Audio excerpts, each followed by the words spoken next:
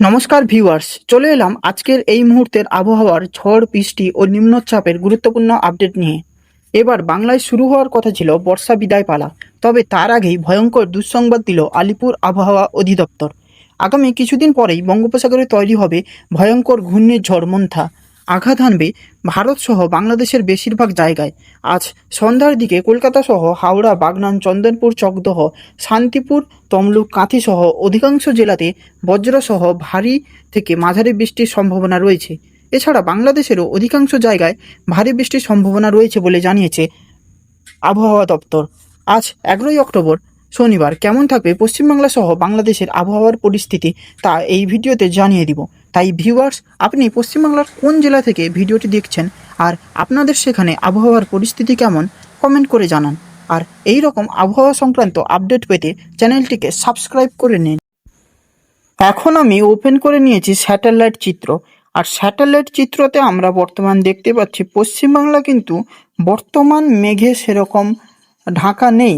বর্তমান কিন্তু পশ্চিমবাংলায় ছড়িয়ে রয়েছে বিক্ষিপ্ত আকারে মেঘ। পশ্চিমবাংলা কলকাতা থেকে খড়গপুর থেকে শুরু করে মালদা অবধি পুরো পশ্চিমবাংলা কিন্তু বর্তমান টাইমে ছড়িয়ে রয়েছে বিক্ষিপ্ত আকারে মেঘ। সেরকম ভারী মেঘ আমরা লক্ষ্য করতে পারছি না।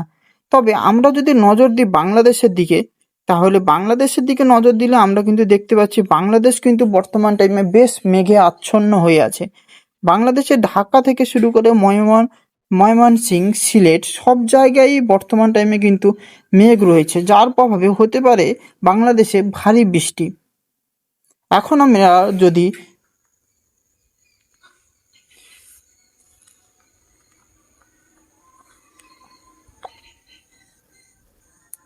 আমরা যদি নজর দিই রেন রাডারে, তাহলে রেন রাডারে কিন্তু আমরা লক্ষ্য করতে পারছি বর্তমান কিন্তু কলকাতা এবং উপকূল সংলগ্ন এলাকায় কিন্তু বৃষ্টির সম্ভাবনা রয়েছে।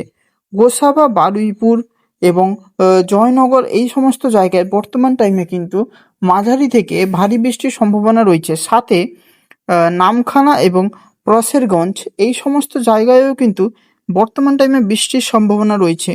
হলদিয়া, কলকাতা এবং সাথে হাওড়া, বাগনান এ সমস্ত জায়গায় কিন্তু বিক্ষিপ্ত আকারে মাঝারি থেকে ভারী বৃষ্টির সম্ভাবনা রয়েছে।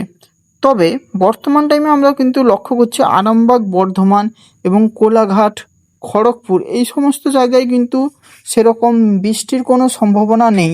কাটুয়া এই সমস্ত জায়গায় বৃষ্টির কোনো সম্ভাবনা নেই, কিন্তু হালকা বৃষ্টি হতে পারে সন্ধ্যার দিকে। সেই রকম আমরা যদি নজর দিই কোলাঘাট, আরামবাগ এবং চন্দ্রকোনা এই সমস্ত জায়গায় কিন্তু বৃষ্টির তেমন কোনো সম্ভাবনা নেই বলে আমরা দেখতে পাচ্ছি।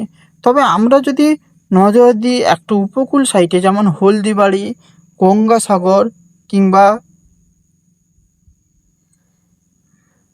বরিশাল এই সমস্ত জায়গায় কিন্তু বর্তমান টাইমে বৃষ্টির সম্ভাবনা রয়েছে।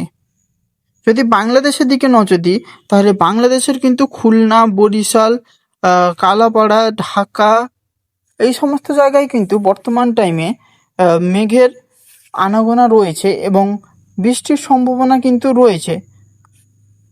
সাথে সিলেট বিভাগে যদি আমরা নজর দিই, সিলেট বিভাগে কিন্তু বর্তমান টাইমে মাঝারি থেকে বিক্ষিপ্ত আকারে বৃষ্টির সম্ভাবনা রয়েছে।